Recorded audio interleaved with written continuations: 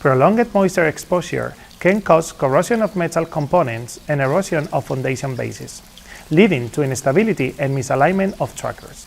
This can result in tilting or shifting, compromising system reliability.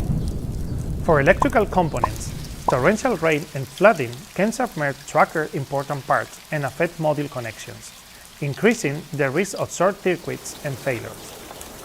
Water exposure can damage junction boxes, cables, and sensors, disrupting both tracker and module functionality. Additionally, it can cause delamination of module glass, reduce cell efficiency, and accelerate degradation, which reduce the overall energy output of the system, especially in flood-prone areas. To address extreme rainfall and flooding, Trinasolar provides robust protection for both modules and tracker. Our high-strength double-glass modules feature sealed junction boxes and cable connections to prevent water ingress and enhance long-term durability. We conduct hydrological studies to avoid flood-prone zones, implementing drainage systems and breakwaters to manage water flow.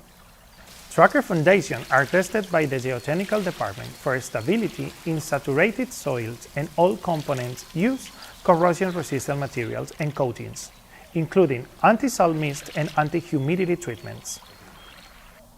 Electronics are protected in IP65 seal enclosures with elevated TCUs to prevent water intrusion and ensure continued operation during heavy rainfall or flooding. In addition, flood sensors enable trackers to pause movement and automatically rotate to a 0-degree position to reduce the risk of submersion. Certain tracker designs can also be slightly elevated when needed.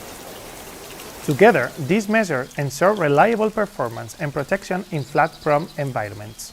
At Trinasolar, durability meets innovation to conquer extreme flooding and heavy rainfall.